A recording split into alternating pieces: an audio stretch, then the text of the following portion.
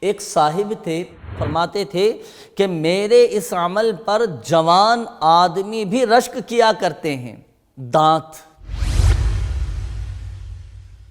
یہ اللہ تبارک و تعالیٰ کی بہت بڑی نعمت ہے، اور یہ دانت یہ انسانی جسم کا ایک اہم ترین حصہ ہے۔ اس سے غذا چبانے کا کام لیا جاتا ہے، اور دانتوں کے ذریعے جو غذا چبائی جاتی ہے یہ کتنی آسانی کے ساتھ ہمارے حلق سے نیچے اتر جاتی ہے، اور یہی دانت خوبصورتی میں اضافے کا سبب بنتے ہیں۔ اور اللہ نہ کرے اگر اس نعمت کی قدر نہ کی جائے تو دانت کمزور بھی ہو سکتے ہیں، اور کئی صورتوں میں دانتوں سے محرومی بھی ہو سکتی ہے۔ تو ناظرین، آج انشاءاللہ عز و جل دانتوں کی مضبوطی کا ایک خاص عمل انشاءاللہ عز و جل آج آپ کے ساتھ شیئر کرنا ہے، تو یہ ضرور اپنے معمولات میں شامل کیجئے گا۔ ایک صاحب تھے جن کی عمر کم و بیش 100 سال یا اس سے کچھ کم تھی، اور وہ اس عمر کے حصے میں بآسانی گنا کھا لیا کرتے تھے، اور فرماتے تھے کہ میرے اس عمل پر جوان آدمی بھی رشک کیا کرتے ہیں۔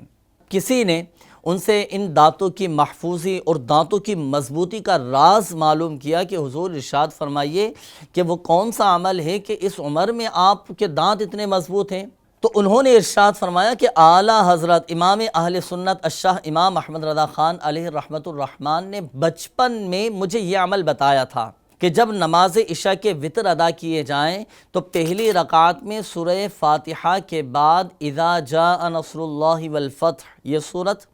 اور دوسری رکعت میں سورہ فاتحہ کے بعد تبت یدا ابی لہب وتب،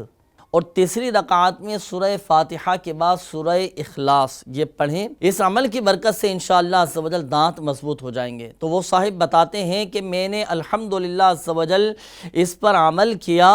اور اس پر عمل کرنے کی برکت سے الحمدللہ عز و جل اب تک میرے دانت مضبوط ہیں، اور الحمدللہ عز و جل میرے دانت ہر تکلیف سے محفوظ ہیں۔